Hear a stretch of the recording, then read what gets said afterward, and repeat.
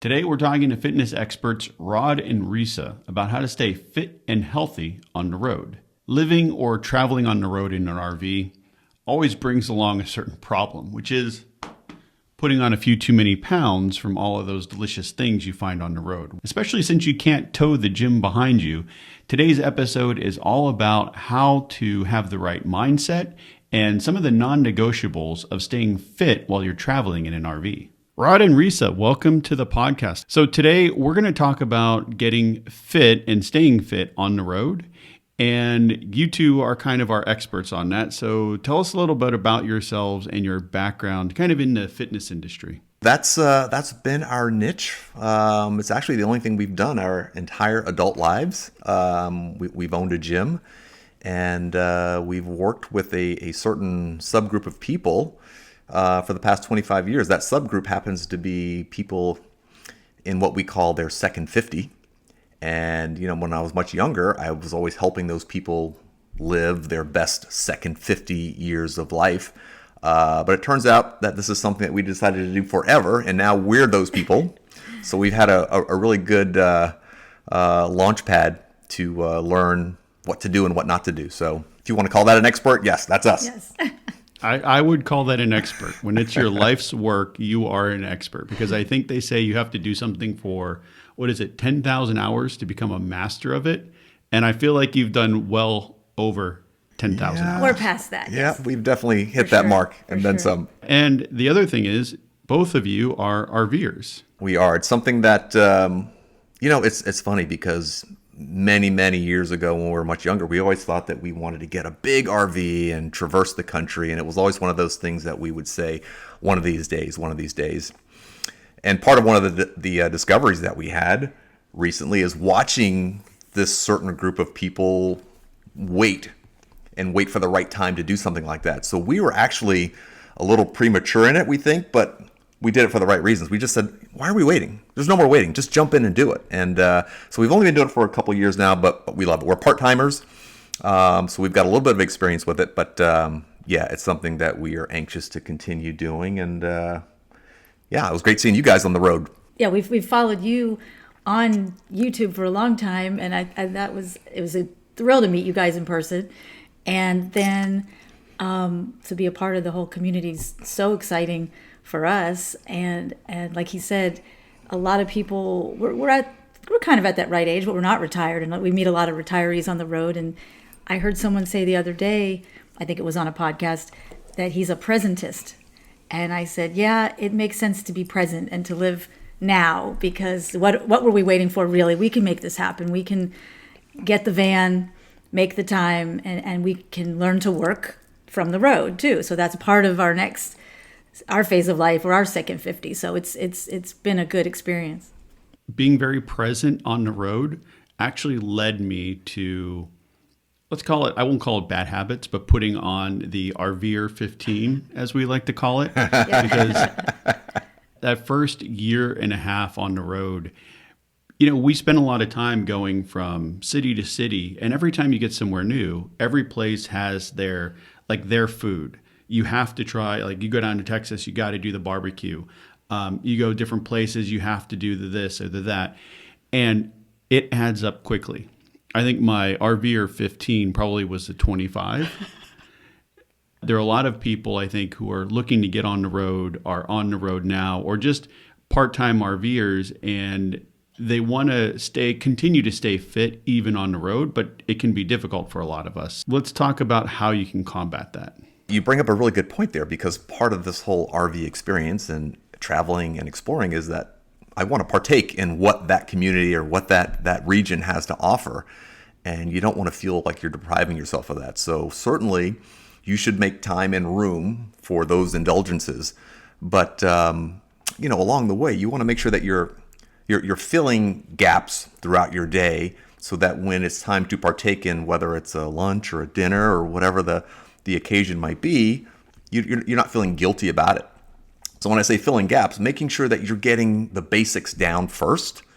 And we can go into some of these individually, but just an overview of them. Are you getting the basics of your hydration? Most people walk around dehydrated? Are you getting, and that plays a really big role in appetite suppression and making sure that you're not eating out of emotion versus actual physical hunger cues. So just filling the gaps of things like water and your plants and your protein, getting those things dialed in first, so that when it is time to make those indulgences, you're keen to do it. It's cool. It's not going to be something that hurts you, because all that stuff adds up over time. Is nutrition the biggest factor they should consider first and then exercise, or what is the best way of looking at that?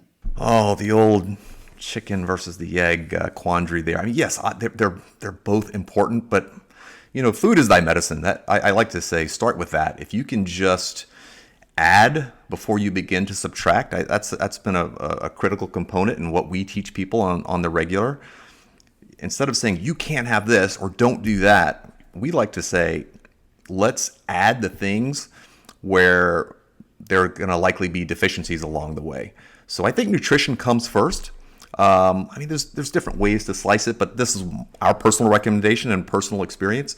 Get your nutrition dialed in, but exercise is it's close. Yeah, with long periods of sitting and driving, you've got to make sure you're getting mobile at little spurts throughout the day. And we can talk more about that. But if you can do simple, basic things, literally have an apple a day. It sounds old fashioned. The apple a day keeps the doctor away, right?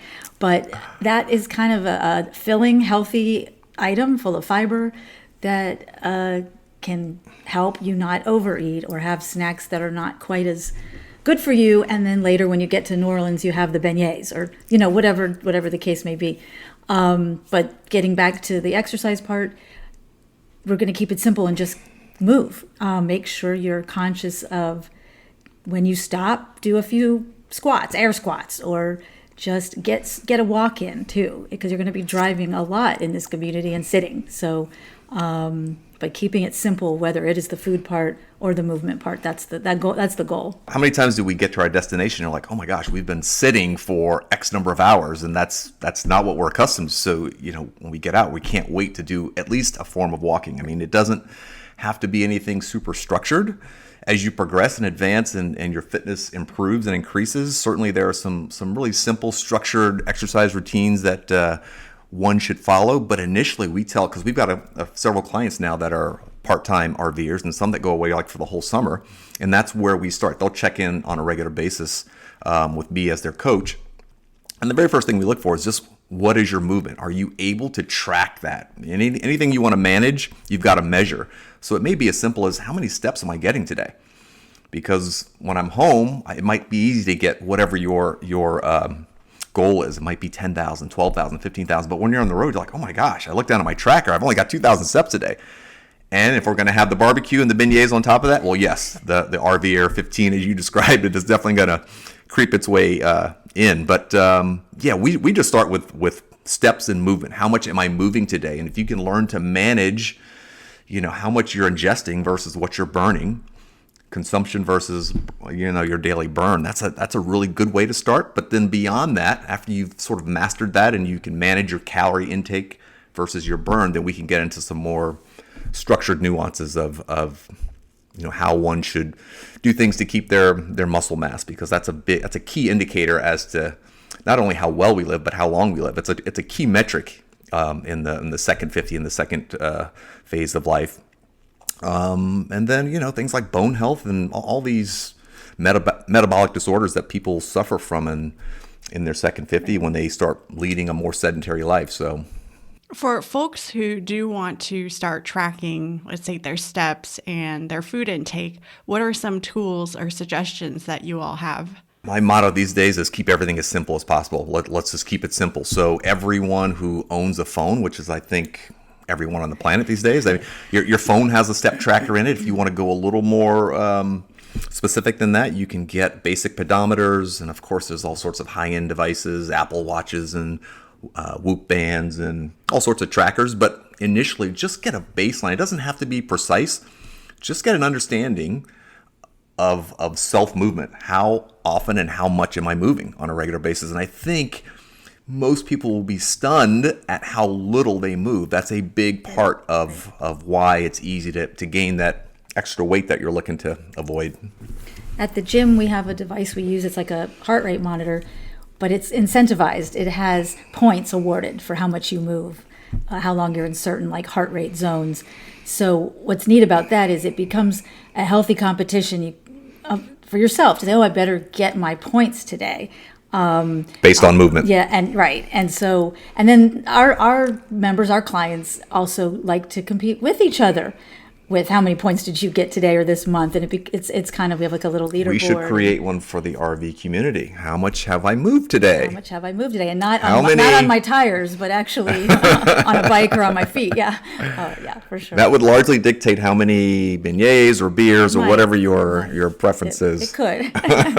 I noticed when I started tracking my food through MyFitnessPal, I was shocked at how much I was eating compared to what I thought I was eating.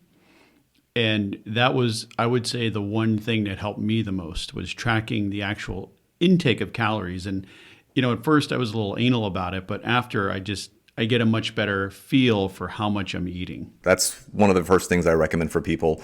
Once again, getting back to that whole concept of you can't manage what you're not measuring. So yes, it could be as simple as writing it down. I have some clients who actually take pictures of what they eat on the regular, on the daily, because some people are visual learners. They just want to look at it and it's like, oh my gosh, I didn't realize I took a handful of this, a slice of that. And it just adds up over time. So whether it's written or a digital app or a picture, you're trying to bring it into your conscious state. So you realize, how much am I moving? How much am I consuming? And then I can begin to manage it. Yeah, without feeling deprived or feeling guilty, but accountability comes with that journaling or tracking or whatever it is. And that's helpful to have that accountability, whether it's to one of us to show us and let us know, just to keep them on a little better track, or to yourself. We've noticed that, and it's very common, like you were saying, about those extra calories or the extra sugar. Like, oh, I'm eating this healthy, so-called healthy yogurt, and it has 26 grams of sugar in it. It's more than ice cream, so I might as well have ice cream, right? It's like a dessert. So look for extra sugar, because there's so much added sugar in things. That just by cutting sugar out a little bit, doesn't have to be completely. Oh, that helps everyone. Everyone notices the difference immensely. And then those extra calories too. I remember when we had little ones, when our kids were small. Oh, you're not going to eat that chicken nugget, or oh, give me some of that. So I'm eating off their plates, what they're not finishing, and eating mine too. And that's how the extra calories that people forget about add up. Or whether it's liquid calories or whatever. And let's face it, when you're on the road, when you're driving, hey, it's snack time, right? Yeah. I mean, we got to kill the time. We're sitting here, we're driving to our next destination. Yeah. It could be a full day. Yeah. How do you help pass the time? Well, what's your favorite? Let's stop at Buc-ee's. Let's stop here or there. Let's, all of that stuff adds up. And if you just start filling those gaps earlier in the day, I'm going to make sure I'm hydrated. I'm going to make sure I get ample protein. I'm going to make sure I get a variety of plants. And then when it's time to indulge in some of those other things, you're typically not as hungry. And second of all, you're filling those gaps of the nutrients that your body truly needs to keep your metabolism high. My dirty snack on the road is chicharrones. I'll stop into a gas station, roll in, get a bag of chicharrones, and just be snacking on those things. What the heck is a chicharrone? All right, you got to fill me in. What the heck is a chicharrone? I feel like I'm missing pork something. rinds. Oh, okay. Salty, yummy, yeah, fatty. Yeah. Yes. Well, ours has been. We're letting it all out here. Peanut M&Ms, right? That's one of our travel foods. Yeah. Something easy about peanut M&Ms has been the one lately. So and we never eat it when we're at our destination or at home, but for whatever reason, that helps ease the difficulty and discomfort and monotony of driving for so long. So yeah, everyone should have their thing, but make sure that you're getting just keep it simple and get the basics first. Can I get ample amounts of protein? And it's different for different people, but get ample protein and get plants on the regular. When I say plants, I mean eat the rainbow. There's no doubt that that's a part of it. Yeah, fruits, vegetables, and other things. Even your coffee. I know you like coffee. It's a plant, it just depends how much stuff you put in it. It could be a plant, it could be a dessert. Yeah. Yeah. Joe but, doesn't need more reasons to drink coffee. Yeah, I know. Sorry about that. For full-time RVers, so they experience this all the time. So where for us, we're not on the road as often, and we want to be on the road more soon. But that works if we're having the once or twice a month doing the M&M thing or whatever, the treat. But every day, that could take a toll. So you want to find other things to snack on, like fruits and nuts, and if you're not hungry, you got to be careful and don't just eat for boredom, like he was saying. That can take a toll. What we found so far is that being in the RV community, it's all about the campfire and telling stories around the campfire and indulging in and everyone's sharing something. You're sharing treats or drinks or whatever, and you should certainly participate in that. That's a part of the experience. Right. But it's got to be done, judiciously, and you got to make sure that you've filled the other gaps in the diet ahead of time. So what are some non-negotiables for RVers in terms of exercise, nutrition, whatever it is?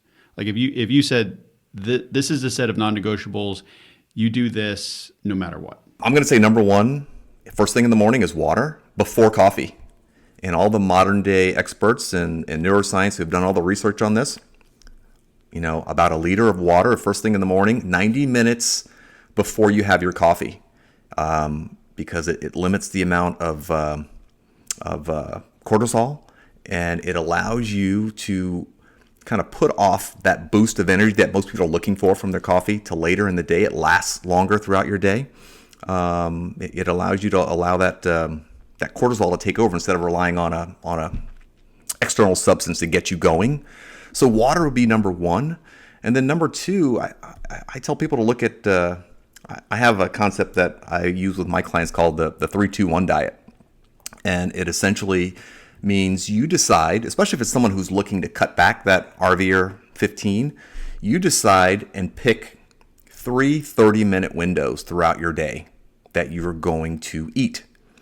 It can be different for everyone. That way it's super flexible, but that way you limit the amount of snacks and handfuls of this or that throughout the day. So it could be 10 to 10:30, 3 to 3:30, and 7 to 7:30. But it shines a light on how we used to eat, at least if you're someone that's close to our age. I mean, back in the day, there was no grazing throughout the day. Oh, I got to have some of this, I got to have some of that. I mean, when we lived at home, it was, you get your 3 square meals. And people have now been duped, in my opinion, that in order to be healthy, to have a healthy metabolism, you should graze throughout the day. And that's done nothing but lead to more and more weight gain. So if you can pick 3 specific times of the day that you're going to consume your calories, that does a wonderful job for people just getting an idea of, I don't need to eat every 30 minutes. I don't need to have a handful of this, a handful of that. So that's one of the non-negotiables. Of course, movement. We can get it to simple exercises, simple little pieces of equipment you can have in the van. You don't have to go and find a gym. That's often difficult on the road. But before that, basic things are taking stock in where you are at in your thinking. Do some deep breathing. There's again, he's talking about the neuroscience of it all, but we do a lot with our clients these days on focus, language, breathing. We loved the concept of our van happens to be a storyteller, and people, about telling better stories. Well, if you look at your story every day and your language and what you're saying, it's a way to stay positive. If the doldrums are kicking in on the road or wherever, journaling and breathing are huge.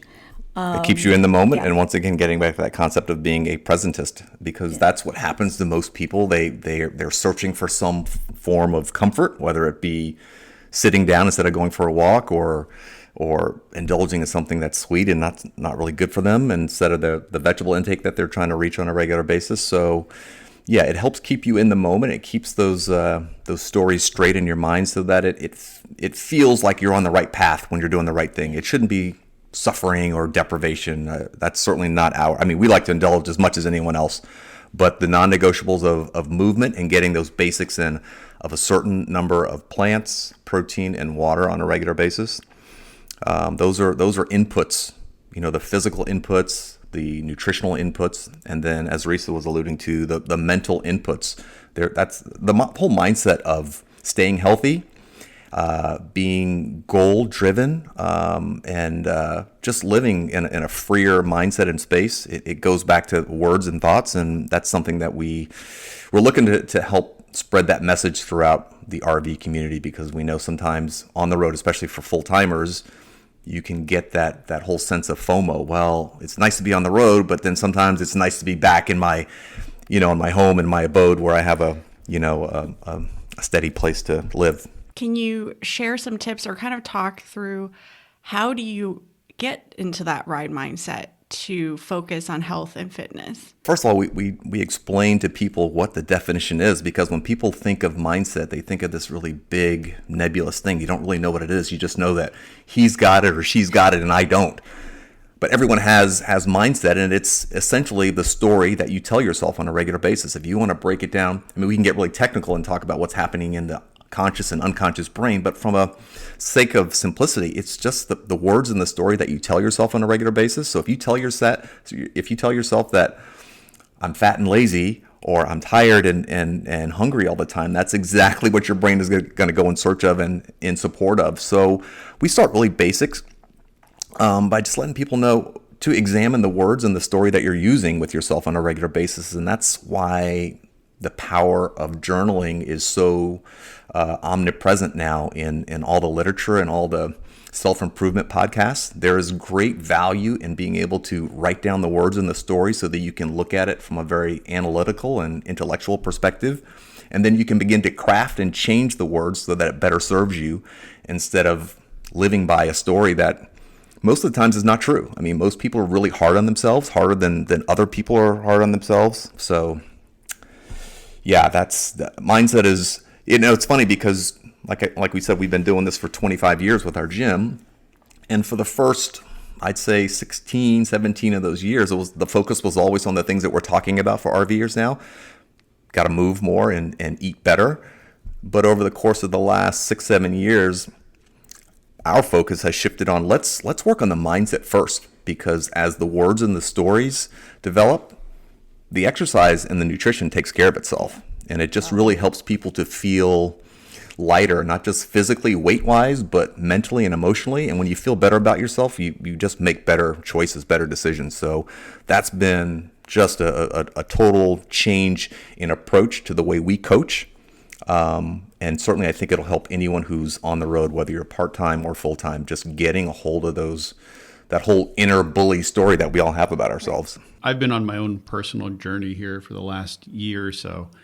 And one thing I've found as I'm going through the literature and everything else is that as we're aging, and especially in your second 50, being able to either build or at least maintain the amount of muscle that you have is crucial for longevity. And for me, that comes in the form of going to the gym and lifting weights. It's something I love to do, but I'd love to hear your thoughts on lifting weights, and then how to overcome some of the difficulties when you're on the road and you have a gym, you have a certain routine, but you go to a new gym in some other town and it's completely different. How do you work around some of those difficulties? Depending on the fitness level of the individual, if you're at the point where you've mastered basic body weight movements, whether it be squats, push-ups, step-ups, planks, things that you can do anywhere. I call it the EA equipment. It's your body, everywhere, anywhere. You can do those things anywhere. After you've developed, over the course of the first 4 to 8 weeks of doing those basics, and you are someone like you guys that travel a lot and you have access to a gym while you're on the road, then you want to. I tell people, use the most basic machines there. It does not have to be complicated. I'm so enamored with the concept of keep it super simple. So if you can pick, even if it's only one, but if you can pick like 2 or 3 exercises per primary movement, meaning I have to push. Essentially you have a few motions that you want to keep strong to age well. You bring up a really good point, because the amount of muscle mass that you take into your second 50, and I don't care if you're 40, 50, 60, 90, 100 years old, the amount of muscle mass you take into those decades play a huge role in how well you live that decade. But if you come up with 2 or 3 of your favorite push patterns, you don't need anything more than a kettlebell or a dumbbell. You don't have to know how the machines work. Just some basic weights like dumbbells. If you're doing 2 to 3 sets of 8 to 12 repetitions of pushing, whether you're pushing straight out in front, pushing overhead, pushing down, do that twice a week, you're going to maintain your muscle mass. Same thing with pulling, curling, rowing, pulling towards you, squatting, whether it's a leg press machine, a dumbbell squat. Some of these would be easier to describe, from a visual perspective, and then some sort of hinge, whether it's a kettlebell swing or it's a deadlift, something where you're picking something off the ground. Because, hey, when you're loading that RV up and unpacking that RV, last thing you want to feel is like, oh my gosh, I can't do that, or I hurt my back. You want to have that basic fundamental strength where you just feel like you're independent. Especially if you're someone who's traveling solo, you want to feel independent. You don't have to knock on your neighbor's door and say, hey, can you help me pack this up or put that away? Right. So, as simple as you can keep it. I'm doing a few sets of pushing. I'm doing a few sets of pulling. I'm doing some core work, some squats and some hinges. And then, if you don't have access to a gym, you could take some really simple tools like exercise bands that you can pack into a duffel bag. Or if you wanted to take a single set of dumbbells, you could become more advanced with that routine that I'm describing to you. But initially, we have found that most people don't even do the basics yet. They don't even move well with their body weight. So things like squats and lunges and push-ups. And some of those can certainly be modified for any age or any level. As far as longevity, we've known it for a long time, but there's so many more studies now showing and proving for longevity, and you hear so much about longevity these days, and aging well and strong and living longer, and improving that, not just your health span, but what is called play span, so that not only are you living long, but you're enjoying those years, those latter years. And part of that is getting up and in and out of the van while you're carrying groceries. So mimic those daily movements with holding things. We hold kettlebells, say, in the gym, but you can lift just some milk jugs and step up into that van. That's a step up. That's like a lunge with weight right there. So those things that you do every day and we take for granted, getting in and out of the van, become harder, but we don't want them to be. And the coolest part is strength training, all the literature out now, and weightlifting. It staves off dementia. They know it does. They know brain health is directly affected by lifting, by strengthening. Robust, vigorous exercise. So, and whatever that means for you as an individual. It doesn't have to be what I do or what she does or what anyone does. It's just, are you up-leveling yourself from yesterday? Can you just do a little bit more than yesterday? If you manage that, if you measure that, if you track that over the course of 8 weeks, you're going to find that you feel completely different. Most of us like these really big rigs. And those big rigs, sometimes they have a big step. You got to get into that rig. You don't want to feel like, hey, can you give me a boost to get up there? So, I would say keep it simple and do the basics first, and then after you've mastered that, then external equipment, gym equipment. But as far as getting to certain locales or gyms, I don't even look at the machines anymore. If I step into another gym, I just find the dumbbells or the kettlebells, and I try to keep it as simple as possible. And that way, I don't feel like I'm spending half my time trying to figure out how to do this new machine. If it's something that you really want to explore, right, absolutely. But I find that the basics help people just as much, and it keeps it simple, and it gets you back on the road and doing the adventures that you're really there for.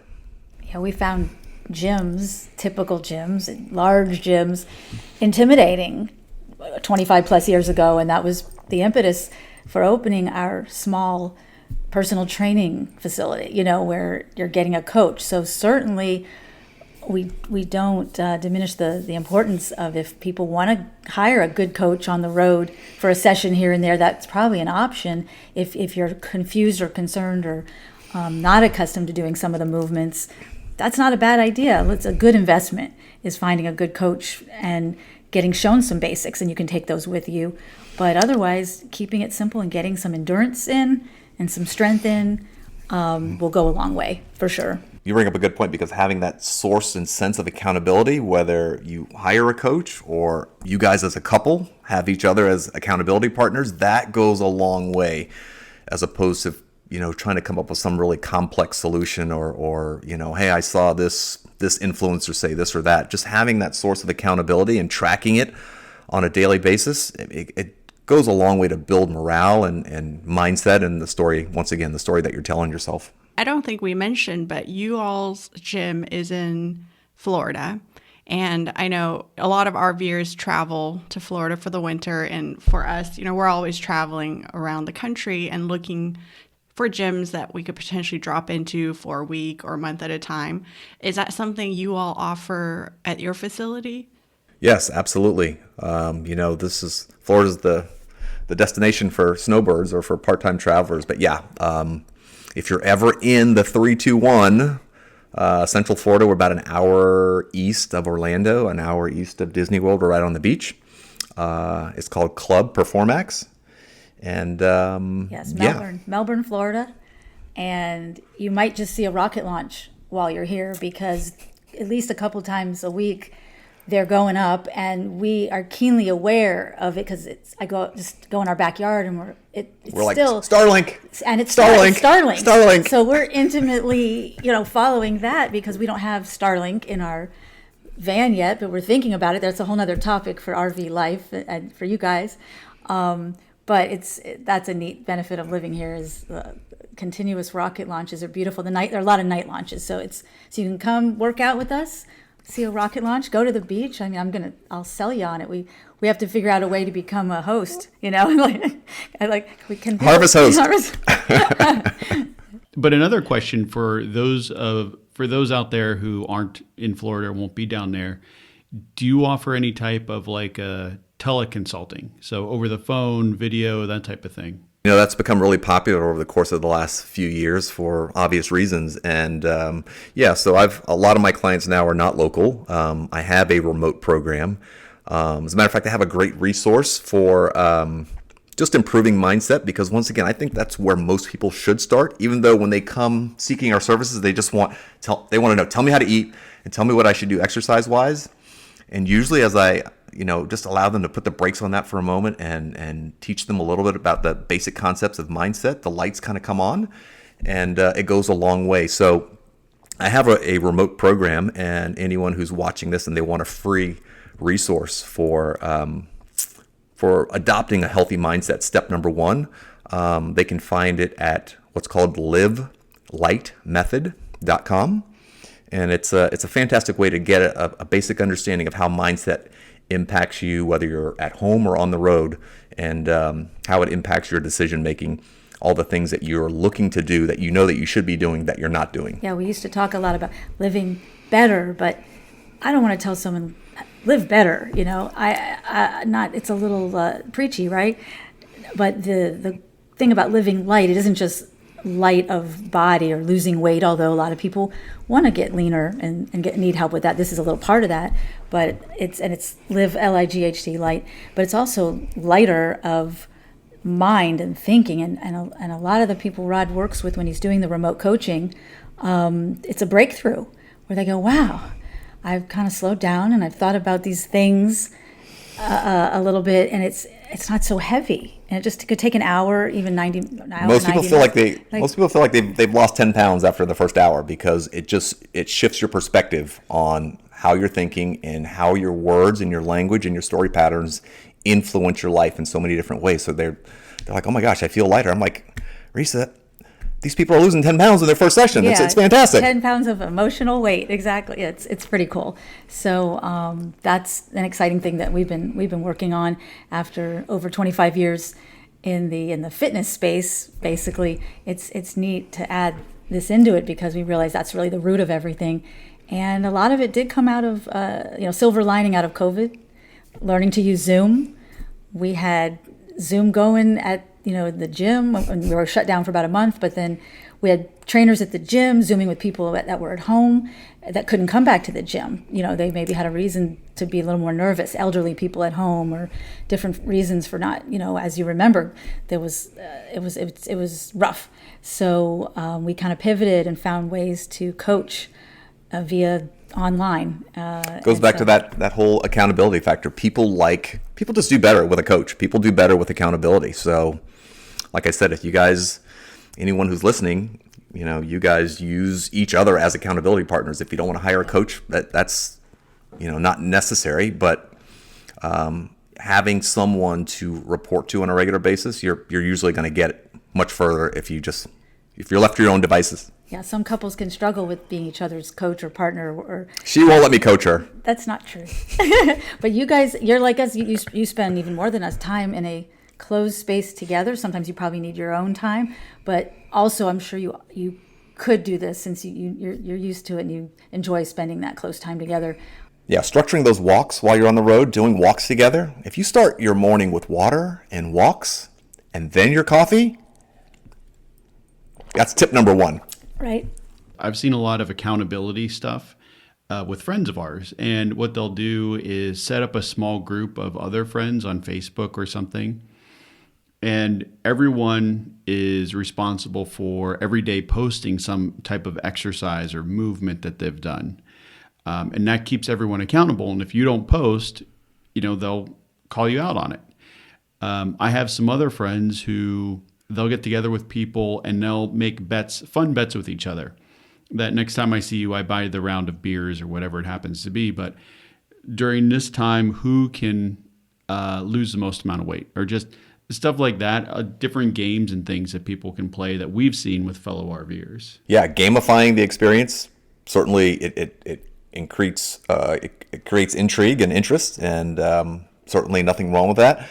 I will say that an underlying factor should be, how can I make this something that's sustainable? Because it's easy to win a bet one time, or it's easy to create interest and intrigue one time, but most people want to have sustainable solutions.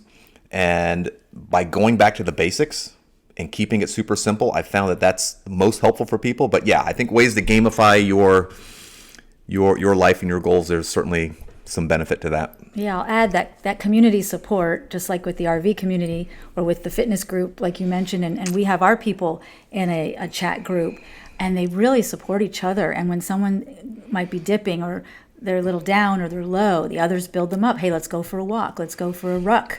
That's something we didn't mention for endurance exercise and cardio health. Rod is an avid cyclist. He loves road cycling. We've had to find ways to fit many bikes into the van.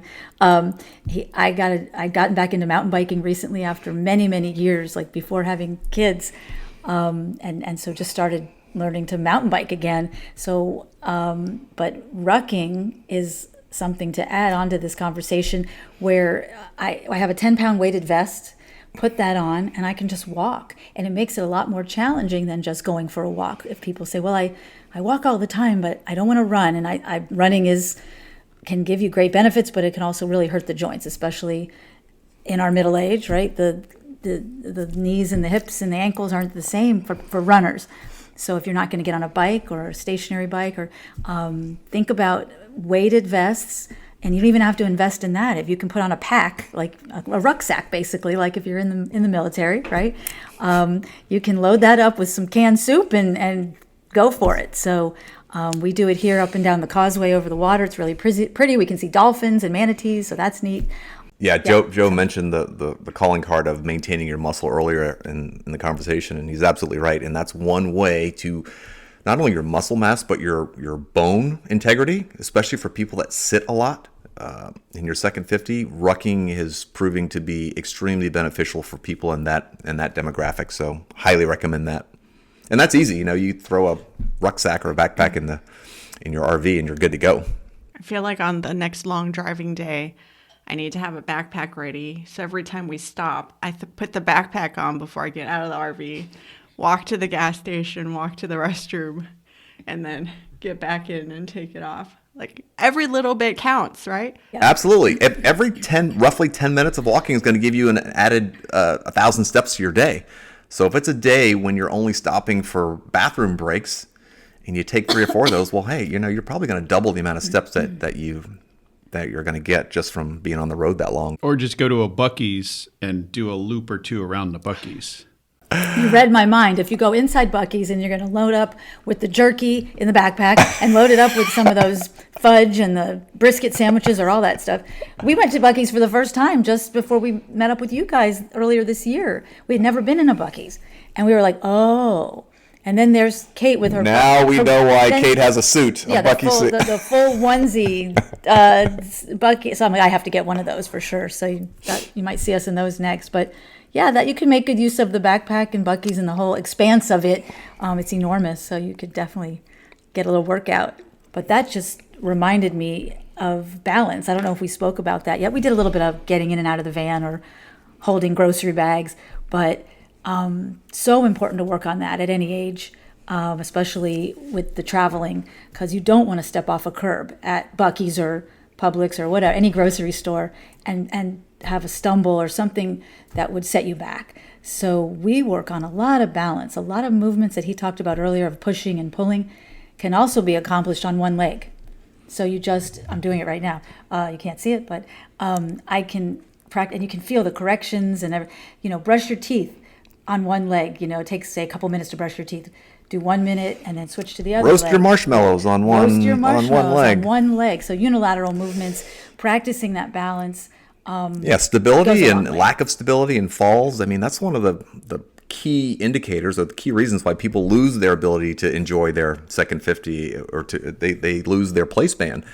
You can have a very debilitating accident and it takes away a lot of your joy. So yeah, balance and stability exercises is just as important as the walks and the weightlifting.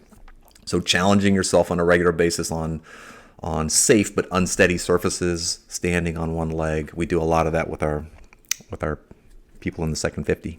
Yeah, I was actually reading something that strength training, mobility exercises, and that at the gym actually create more neural connections in your brain than a lot of other things. And that's one of the big reasons why, as you mentioned earlier, those types of exercises help stave off things like dementia and keep you sharp. That whole neural network, it needs to be stimulated on a regular basis. The old adage of, if you don't use it, you're going to lose it. It's very, very true. Whether you're talking about your muscle, your bone, your brain, your van, you got to use it. Yeah, exactly. After all these years of being in the fitness business, we always knew there was something there. And now we love that it's, like I said earlier, all the studies are showing that what it does for the brain. It's not about no pain, no gain, and all these, back when we were kids and he was a bodybuilder and things like that. Well, really the long haul of strength training and working with some weights and weight bearing exercise, it's truly amazing what it does for our brain. Goes a long way. It's way more important than any other asset that we deem really valuable.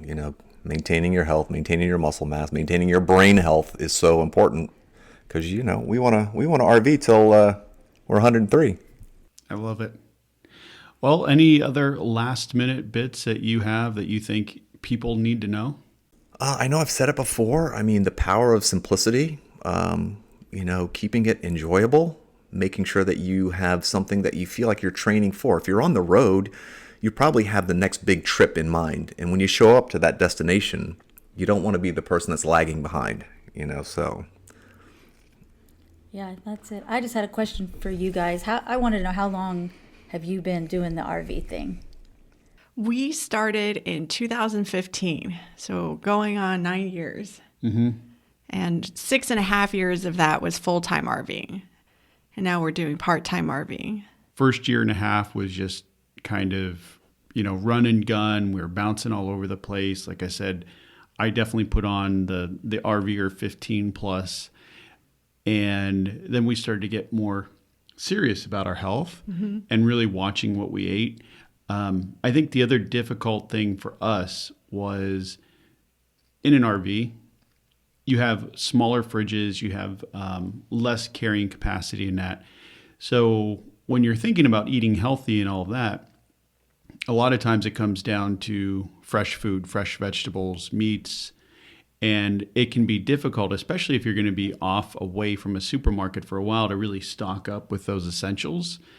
So for us, it was more of a learning experience. Like, how do we do this, but still be able to do it out of a small RV?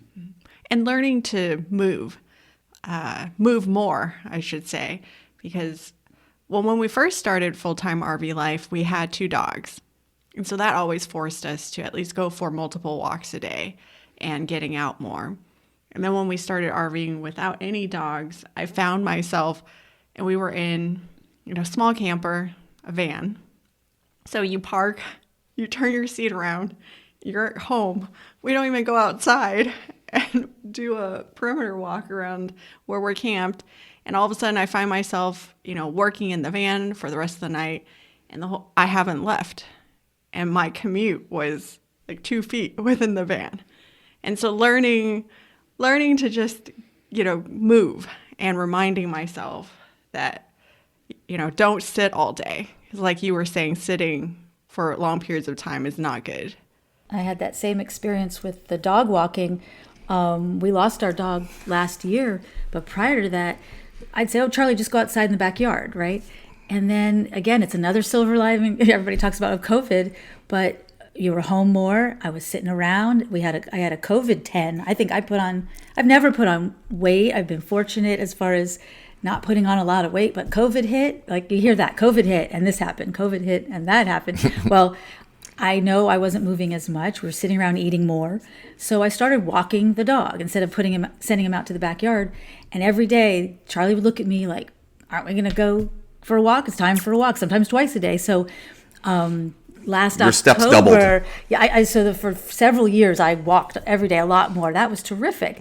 And then when we lost Charlie, and it was, I'm not doing those walks as much. We're keeping active, but we've got that frame of mind of, do we want another dog? It's been over a year, and there's the whole van. That's a whole nother RV topic for you to have with someone, is the dog in the van, the pet in the van, because it's easier without, I know, right now for us to just go.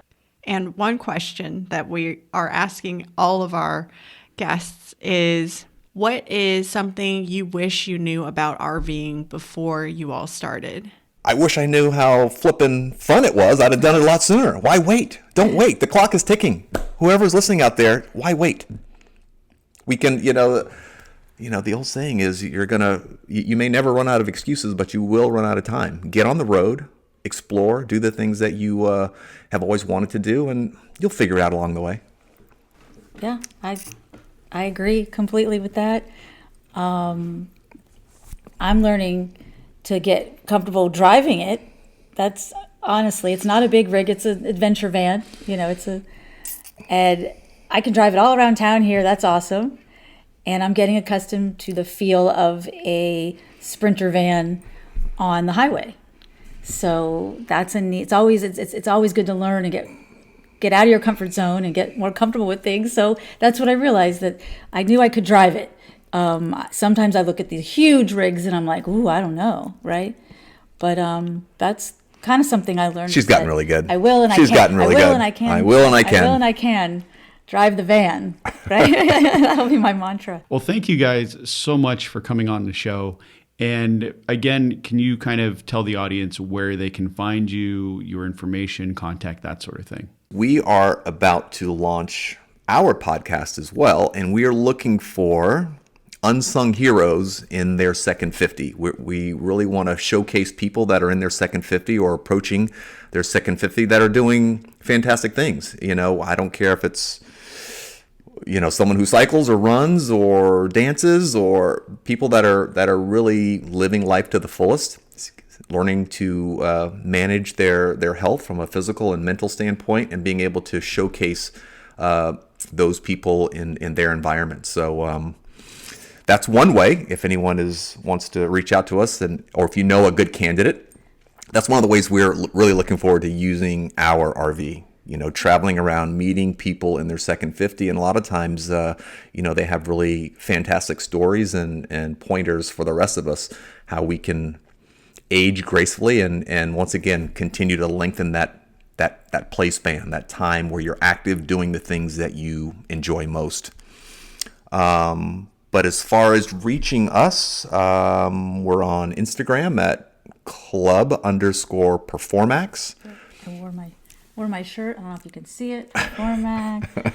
PERFORMAX.com. Clubperformax.com. And anyone interested in the self-improvement program that we call Live Light, learning to live lighter, they can find that free resource that I mentioned before at livelightmethod.com.